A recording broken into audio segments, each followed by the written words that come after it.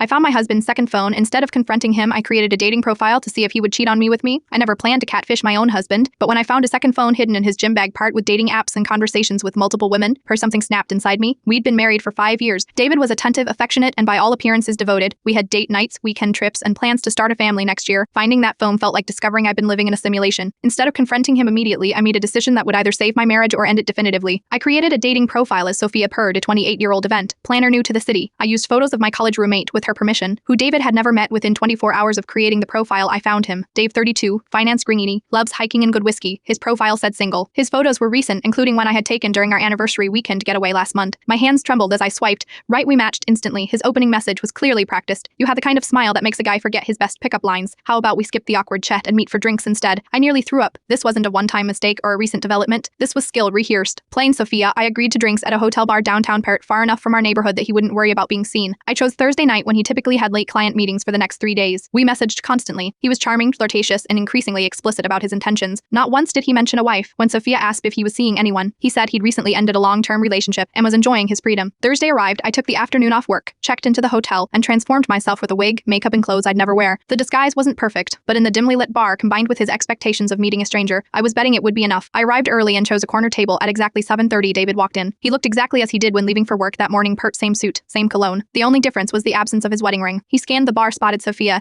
and his face lit up with a smile. I recognized Perrin, the same one he'd given me on our first date. As he approached, I removed my wig. The recognition hit him like a physical blow. He stopped mid-stride, color draining from his face. For several seconds, we just stared at each other in silence. Sophia couldn't make it, I said quietly, but I thought we should still have that conversation about your recent long-term relationship. He didn't try to run. Didn't try to lie. He just sank into the chair across from me, looking suddenly years older. How many have there been? I asked. 11, he answered, voice barely audible. Since our second anniversary, I placed my wedding ring on the table between us. I packed your things this afternoon. There with your brother. The divorce papers are on the kitchen counter. As I stood to leave, he grabbed my wrist. Wet. I can explain. It's not what you think. It's just physical. It doesn't mean anything. I looked down at his hand until he released me. That's exactly what I was afraid you'd say. I walked out of the bar and straight to the hotel elevator. In my room, I changed back into myself, ordered room service, and called my sister. For the first time since finding the phone, I cried, Pertalmot, for the marriage I'd lost, but for the one I thought I had.